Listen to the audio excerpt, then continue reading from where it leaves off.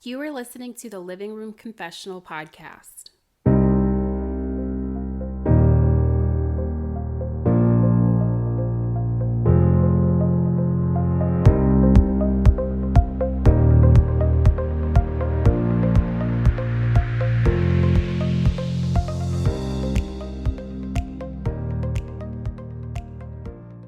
Hi guys, happy Monday. Today I have another exciting podcast for you. I have Ben Carrillo, who's a really good friend of mine, and we're going to be talking about when people tell you no. It doesn't necessarily mean that the final answer is no.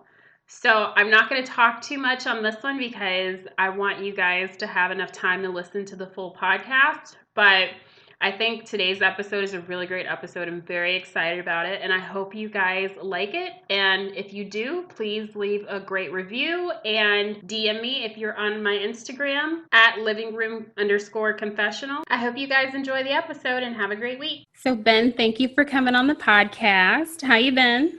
I'm doing pretty good. Thanks for having me.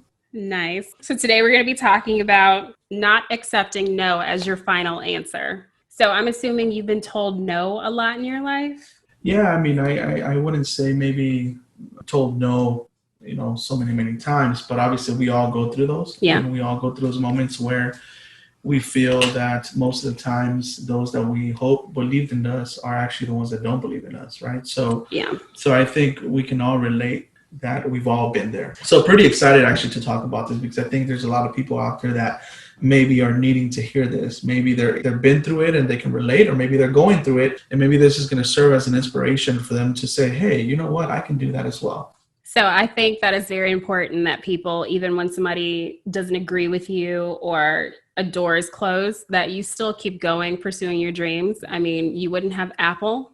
You wouldn't have all these huge corporations in the world if they had stopped when the first person told them no. Absolutely. So I think this is very important to talk about. And I know you have like a lot of dreams and you're very creative. And so tell me a little bit about what's been going on in your life. Yeah, recently I've actually been working very hard to develop my business, actually, my photography business. So I've been putting a lot of calories and energy into putting together my website that I've actually been working on for a couple of months now. But it's taken longer because I'm very particular on how I want it to look and the feel of how I want it to be. So I think it's very important that whenever you're doing something like that, you don't rush it. You take your time because one day you're going to do something and the next day you'll wake up and say, that doesn't look right. So that's just the way I operate. So lately, that's really what's been going on, is really putting a lot of my energy and my calories into bringing some brand awareness to what I do, because I really feel that because of my actual job, it has taken a lot of my time, but now I feel like I need to put a little bit more into my personal dreams of outside of my regular job. So why don't you tell me about these personal dreams outside of your regular job? Yeah, so obviously I've been doing photography for about 15 years now, and also videography. And I think part of my dream was to one day be able to start up a company that can really help other companies, right? Because I believe that we're moving into a generation where we're becoming very visual. Visuals are very important. I mean, I'm not one of those that likes to read an entire novel or an entire email, but if you can bring creativity into it, if you can bring video, if you can bring photos, then it really attracts people to want to see what it is that you want to say. So my dream is really to develop a company one day that maybe I can have my own people that work with me, and we can provide these creative services to, different types of companies. Well, they say a picture's worth 1,000 words. Absolutely. So I truly think that what you're doing is going to be very important for people who are trying to start up a business. And the fact that, not to be rude or put anybody down, but people don't like to read anymore. Mm-hmm. And just kind of like how magazines, everything's going online. People just go so quickly and they read what they want to read, and the rest is just kind of like pictures. Correct. So that totally plays into what you want to do for other companies. Absolutely. So give me an example of when someone told you no, but you kept on going. Yeah, the most recent example that I can think of happened not too long ago. Somebody that was exposed to me as an individual, as to what I do, as to what I can offer, but never really maybe gave me the time and day to even get to know me or to really, really see Is this guy good or not? Things ended up changing, so I didn't have to really connect with this person anymore.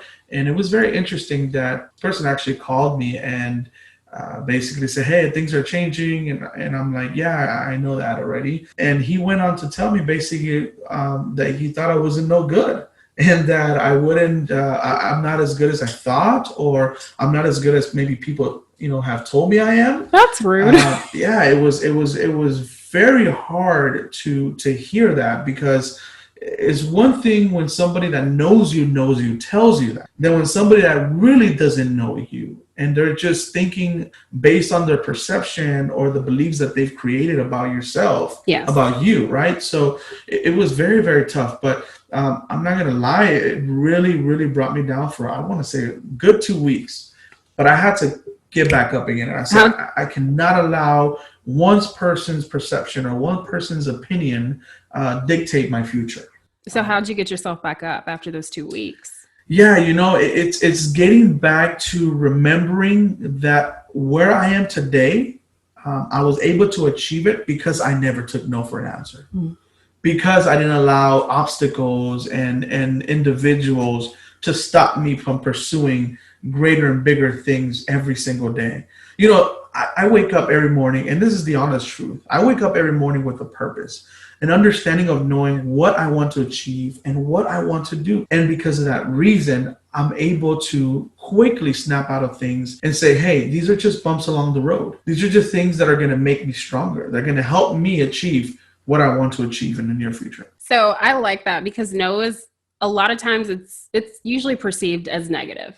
Correct. How would you turn no into a positive to keep going? You've already kind of started there, but for somebody who's just had door after door slammed in their face, I would say take what they're saying. If they know you, if they've really taken a moment to think and really talk to you about why they're saying no, you can take what they're saying and turn it around, use it to your advantage, make yourself better, and learn from it. I'm a firm believer that everybody should be open to constructive criticism. Correct. But you can't let those no's shut you down. So can you tell me what you would tell somebody who is allowing no's to beat them down? How can they turn it into something positive to keep going? Yeah, I mean, you just have to remember, okay?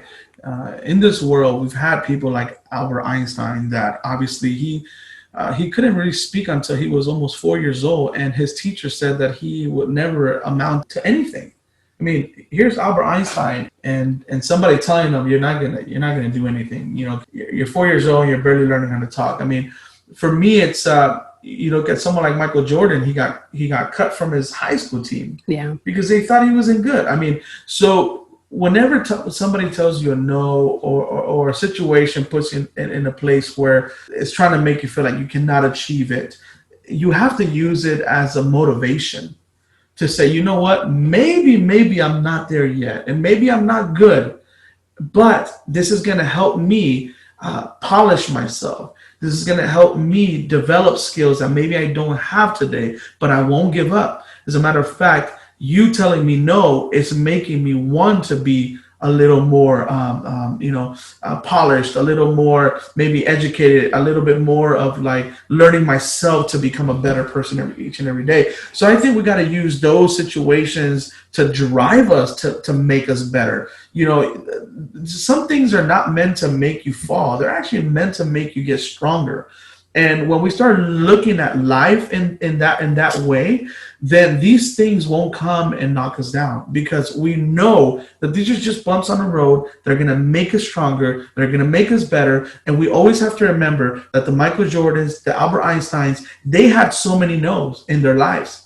There had people that didn't believe in them. I mean, for example, we have Steve Jobs. He left devastated.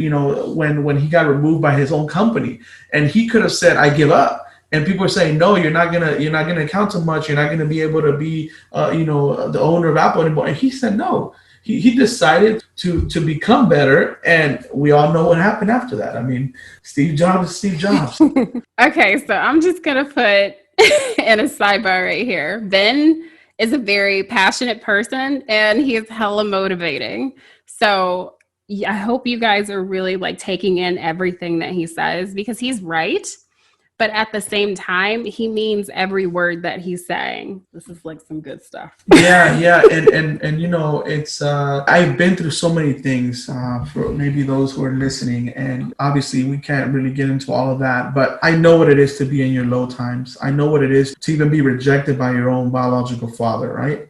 I know what it is to live poor. I know what it is to live in a home where you're hearing your mom saying, "How am I going to pay the bills?" And you're so young already thinking about, "Man, what do I have to do to work?" So I've been through valleys. I've been through so many times where people have made me feel like I was not good at anything. I've even had family members that have made me feel that way, and I've always had to find a way to self motivate myself. Because you cannot depend on others to motivate you. You have to find, there has to come a point in life where you have to look at yourself in the mirror and you say, you know what? I am better than what they say. I am better than what they think. And because of that reason, because I believe in myself, I'm gonna be driven and I'm gonna make things happen. But what got you to that point? What built you up? Because a lot of people use that as an excuse. There are a lot of people out there who don't have a mom or a father or that role model, and they don't know how to get themselves to that point. You can look at yourself in the mirror all day and say, I'm good enough. But how do you actually make yourself believe that? You have to be an accountable person. And you have to know that nobody can decide your future but you. Yeah. Nobody can shape your future but you. You need to stop pointing your fingers at people, and you have to really find that self-motivating inner of you. You see, so I don't want to get too biblical, but when the Bible says that God created the world, the word creation in the actual Hebrew language, it's completely something that when the word he used creating, when he used the word creation for man. And that's because for us, he gave us a free will, right? What that means to me is that he gave us the power within us. There is an inner power that you have to find. Mm-hmm. And that inner power is the one that has to get you to finally realize that nobody's going to give you the blessings. You have to walk to them. Mm-hmm. Nobody's going to give you that perfect job. You have to find it. Nobody's going to every single morning come and motivate you. You have to motivate yourself. Yeah. So to get there, I say you need to become an accountable person in the sense of understanding. You have to understand that it is you that can make the difference. Mm-hmm. It takes you to make a difference. It took only 11 people to, I think, 9/11 to change the entire nation. You don't need a lot of people to help you change. It just takes you as an individual to say, I want something different and I want to be better. But you have to find that in you. You have to find that self, motivation, because God gave it to you. It's mm-hmm. there. It's if I come to you and I tell you, hey, here's a gun, kill yourself. You're gonna look at me and say I'm crazy. See, because inside of you, you know that you have the power to decide. Mm-hmm. So you have to find that power of saying, I decide that going forward, I am going to be a better person than I was yesterday. I'm deciding that starting right now, I'm going to make myself better. If I have to go to school, I'm going to do that. If I have to go to YouTube and learn something that I don't, I'm going to go to YouTube. I'm going to do my research. But you have to do it because no one else can do it for you. Absolutely. And this is just kind of in a plainer context, when you're looking at all those posters that say, be courageous, have self-esteem, find your motivation, find your drive, all this stuff stems from whatever is inside of you. You need to find what makes you happy, what you love about yourself. And if that's all that you have is one little thing, you love your eyelashes, make your eyelashes pop. If you love your muscles, work out, find that one thing and build on top of it and build up your self-esteem. You need to build up your self-worth so that when someone comes at you and they try and shut you down, you know who you are. You have this deep sense of self to where if they tell you you're nothing, you're never going to amount to anything, you can't do this or that, you can say, I know who I am. I can keep going. This isn't going to knock me down. What this is going to do is it's going to propel me forward. So you have a reference that you were telling me to David and Goliath the other day. Can you go into a little bit of detail about that? Yeah, so Courtney, I think it all starts in your mind here. It starts in your mind, and I've always said, and I've always asked people, what do you think was David's greatest battle that he won in his life? And people right away say, "Oh, well, he defeated Goliath," and I'm like, "Well, yeah, that's a pretty good battle, but what was the greatest battle that he won that specific day?" And some people maybe just don't understand. So I have to kind of explain to them saying, well, the biggest battle that David won was by overcoming the thoughts that he wasn't good enough to defeat Goliath. Because in the scripture it says that his brothers, even his own brothers, said, "You're too small, you're too young, Yeah. he's too big." And the Bible even says that people laughed when he was wearing armor because it didn't fit him. It was too big for him. So the biggest battle that David won in his life was overcoming his mind. Mm-hmm. Because you see, when people tell you no, your mind, it triggers emotions into your heart and into your entire body. So it tells you, if you allow it to, it actually cripples you. It makes you handicapped, in other words. But you have to learn to control your mind, because there's a famous scripture, and I hate to get all spiritual on you, but there's a famous scripture that I love, that as a man thinketh in his mind is who he is. Mm-hmm. So if you allow people to tell you you're a failure, you can't do it, and no, you won't make it, that's exactly what you're going to be. You're going to be a failure if you're thinking that. So you need to learn to overcome your mind, because I want to say 90% of your battles are all mental. Yes, you are who you think you are because you are going to hold yourself back. Correct. Yes. I need a minute. Like, that was, oh, wow. So now that we've gone back, we've talked about this. What do you do in the situation where you're not getting a no? You're getting a maybe, or you're being left hanging? Because you know how most of the time when you ask your parents something and they're like, "We'll see, maybe," you're like, "Oh, that's no." And that might be true in some cases. But when you're in your career, you're out in the world, I always tell people, don't ask for a fast no, but wait for a slow yes. That could be a maybe. That's your slow yes, because they need time to think and kind of go through their options and things like that. But a lot of people, even especially like when you are trying to get a promotion, you want a salary increase, if you're in a relationship and they're just like, "How do you feel about me? Are you thinking what I'm thinking?" They're like, "Maybe." And the girl usually, "Oh, that's a no." No, it's a maybe. Mm-hmm. So what would you tell somebody when they get a maybe, or they get a not a no and not a yes? What should they do in that situation? I say, if you get a maybe, I think you got to assess the situation, and you have to maybe take in consideration, okay, maybe it's a maybe because it really has to be a maybe right now, because maybe this person doesn't have the power to, let's say, to make things happen. Yeah, or maybe you need to do a little bit of work before you get that yes. Exactly. So you have to. It's really assessing the situation and being a little bit of understanding that, like you said, maybe it's not a no and it's not a yes, but you have to figure out, okay, is there something on my part that I need to do so that maybe I can get the yes? Yes. But you also have to be real and say, okay, well, maybe it is a no and I deserve a no in this occasion, but doesn't mean that I'm going to continue taking no for an answer. Mm-hmm. I'm just going to continue doing what I got to do to get to where I want to get to. Mm-hmm. Because remember, even though we get no's, we're going to get no's, and it's okay to allow some no's to kind of like make you realize, okay, maybe that's not the right for me, but maybe I have to go this other direction, right? But I think you just have to be very, very understanding of every situation, because every situation is going to be very different. I'm going to add on top of that. So if you think about it in the context of you applied for a job and they say, "We have other applicants to see and we'll get back to you." That's the same way. That's the same thing as saying maybe. Correct. In a way. So instead of saying, "Oh, I didn't get the job," going and being negative, get out of your own way, continue to look for jobs. And if it comes to you, it comes to you and you're ready.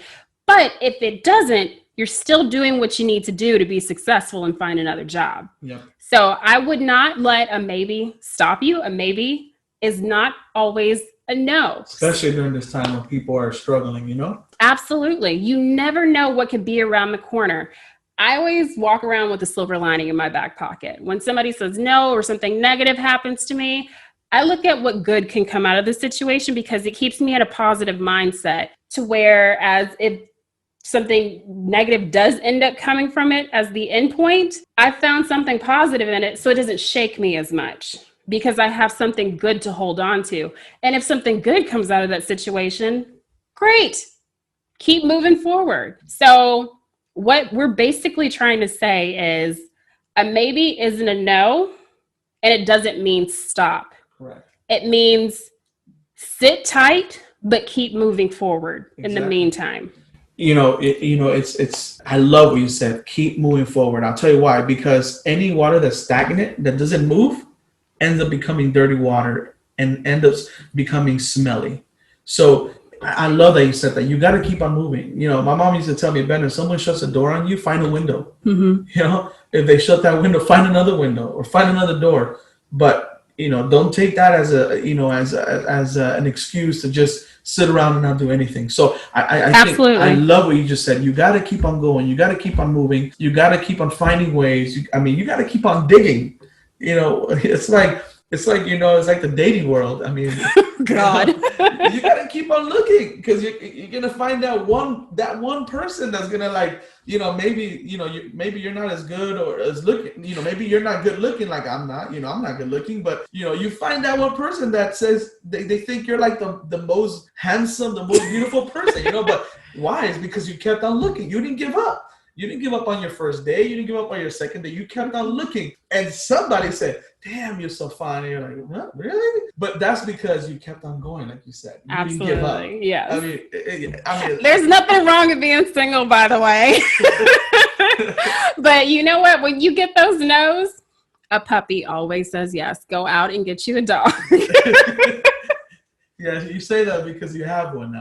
Yes, I have one. And it's unconditional love 24/7. Yeah, exactly. Okay, well, we both are trying to build businesses. Yep. And working towards something. And one thing that we both will probably already have come into contact with, I know I have, is hitting a lot of roadblocks when you're trying to build. And it's not someone saying no to you. It's something not going right, which can also feel like a no. Correct. So when you're building a business, what advice would you give somebody who's also trying to build a business and they're just hitting wall after wall? They run out of money, just things aren't working right. Their partner runs out on them, anything like that. Look at the guy from Amazon. Jeff Bezos. That famous photo of him in his home, his rinky-dinky office, the desk falling apart. His computer looking so old school. And then on the wall, he has the Amazon.com. It's all about just the belief that no matter what roadblocks are placed in your path, you just have to keep on going. Yeah.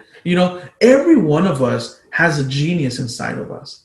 Every one of us has a gift inside of us. We need to figure out what that is. Yes. And when you figure out what that is, Courtney, this is so awesome what you're doing, the passion of, you connecting with people through podcasts. I believe that's a gift that was given to you, right? And you found that, and now you want to exercise that gift. And that's what I want people to understand is that you are a genius at something. You may not be smart at everything, but you're smart at something. And whenever you hit those roadblocks, whenever you hit those bumps on the road, you just have to keep on going. Nothing in life is easy. Nothing in life is given to you in a plate. All these successful people, maybe they have all the money in the world now, but if you look at their life, they had to pay a price. They had to pay a price. So what I'm saying is it's stay strong, stay motivated. And even the days that you wake up not feeling motivated, because we all have those days. Yes. And maybe you're going to go through the whole entire day where you're just feeling completely unmotivated. Yeah. But you got to get up quick. You do. And those are the days that can make or break you sometimes. Yeah. You can stay there for a day. You can stay there for 2 days, but you got to get up quick. Yes. You got to say, I cannot stay here. I got to get up. I got to keep on moving, like you said. Water that stays still eventually starts stinking. I've never heard that. That's awesome. If you go to a dead fountain, that's not, the water is not That's moving. I true. mean, it has a bunch of, leaves. It has a bunch of animals inside of it. It starts turning a different color. I mean, water that's not moving becomes dirty water. Don't So become stagnant. don't become stagnant. You got to keep on going. It'll be stinky water. Exactly. That was awesome. Well, I do have one more point that I think we should really touch on. And I am a firm believer. So when I decided to start a podcast, which was actually about 2 years ago, and I basically opened my mouth too quickly, and people basically just kind of, oh, that's a lot of work. Can you really do that? And they just kind of talked me out of it. I would honestly say you should always say thank you to those people. Yep.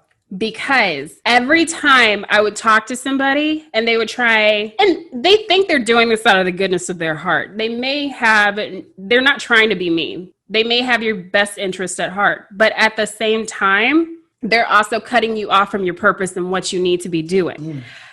I would say I actually went and I put more thought into it. The more people said, you can't do that, or you can't do this, it motivated me. It made me want to do it more because I love proving people wrong. And so one of the things that I've gone back and I've said to 2 people already, I've said thank you, because had they been like, oh yeah, you can definitely do it. Go get somebody and go do the podcast with them and it'll be great. Had they said that, I'd probably be not sitting here. I probably would have tried to do a podcast with somebody. It wouldn't be anything that, it wouldn't be this passionate or close to my heart in the things that I would be talking about. We'd probably be talking about Hollywood and movies. And that's all fine and well, but that doesn't mean anything to me. So had they not said what they said, it made me kind of sit and rethink and tell myself this is something that I do want to pursue and I want to prove them wrong, I may not be sitting here today. So I would say surround yourself with people who support you. That is very important. That's really good. But all those people around you that don't believe in you, use that as the fuel for your fire to keep going. So I'm getting excited because you probably know this, but I have a preacher background. You do. And right now, as you're speaking, I felt like just revelation of things just came to me, right? Or these amazing thoughts came to me while you were speaking. And the story that comes to mind is Joseph. Okay, so I also believe, Courtney, that we need to be very careful who we share our dreams with. That's true. Because not everybody that says they're your friends are actually your friends. Yes. And Joseph made the mistake to share his dream with his own brothers. And his own brothers were Betrayed him. Jealous of him, right? They were jealous of him because he had the favor of his father, right? And we have to be super careful. There are dreams that are going to be given to us that you are going to have, that you need to be careful who you share it with. Yes. Because there's dream killers, like they call it out there. People that are trying to kill your dream because they're not motivated to do something big, right? Absolutely. So, and you said something amazing because it reminds me of this, and I want to go a little step further. So Joseph shared the dream. His brothers got so jealous, they sold him into slavery, right? Then he went into slavery, and then he went into an Egyptian's home where, the guy favored him. And then, so he got sold into slavery. And when he got sold into slavery, he was owned by a man that was married. And he was falsely accused by that person's wife. By Potiphar's wife. And because he was falsely accused, he went to jail, right? So first, he was hated by his own brothers. He was sold into slavery. He got falsely accused by Potiphar's wife. He went into jail. And while he was in jail, he met Pharaoh's butcher and the butler. These 2 men had a dream that he then interpreted their dream. These men finally were freed, and Pharaoh then had a dream. And nobody could interpret that dream. But these men remember that there was a man by the name Joseph that they met in jail that knew how to interpret dreams. So then Joseph interpreted Pharaoh's dream.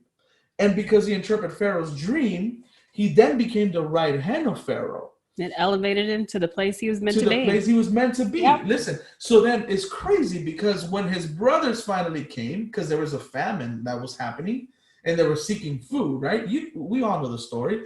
He ended up telling them, what you guys meant for evil, he said, God meant for good. Yes. So everything that you're going through right now in life, maybe you're trying to open up a business, maybe you're trying to do something like Courtney, put together a podcast, maybe you're trying to figure out what it is that you want to achieve in life or what you want to be in life. Always remember, you're going to hit roadblocks. You're going to go through situations that are going to be hurtful, and maybe you're going to question even like, why me? But just remember, all of that is meant for good. It's meant to make you stronger, and it's meant to get you to the place that you were meant and that you were called to be. So remember, your obstacles, the no-sayers, all of the things that bring you down are not meant to keep you down.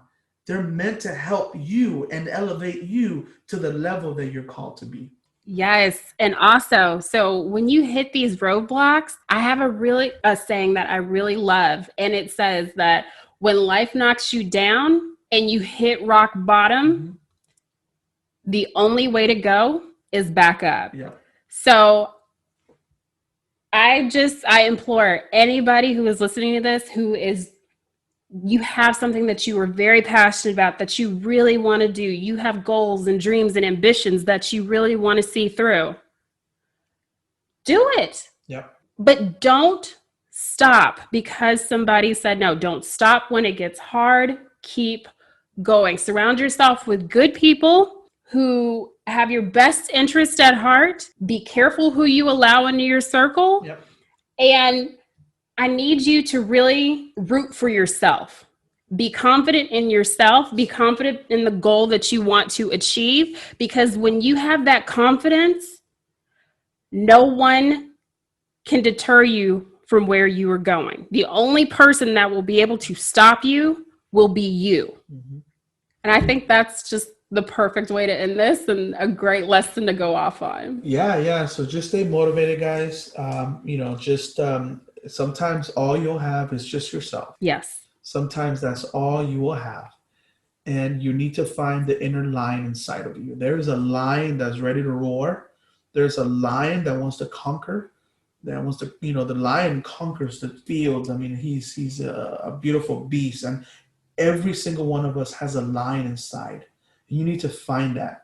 You need to let that roar out. You need to look at life and say, I've been called and I was born for a greater purpose. Mm-hmm. Maybe I don't know what it is now. Maybe I don't even know what it is I want to do in 5 years. But that's where I urge you. Think about what it is that you want to accomplish. Because when you determine what it is that you want to accomplish, it's not going to be easy for people to destroy what it is that you're trying to achieve. So find a lion in you, be a fighter, and be your own cheerleader sometimes, because that is all you'll probably ever have at times. And know that anything in this world is possible, as long as you have the attitude to keep on going. Absolutely. Ben, I thank you for coming on the podcast. This has been amazing, and I cannot wait to have you back. So Ben is an amazing photographer. Ben, why don't you plug your Instagram and your website so people can come and see your work and book a photo shoot? Yeah. You guys can find me on Instagram. Username is Ben Carrillo. That's BEN and CARRILLO photography. So Ben Carrillo photography. Or you can obviously by the time that you're listening to this podcast, my website will be up and running. So that is www.bencarrillophotography.com.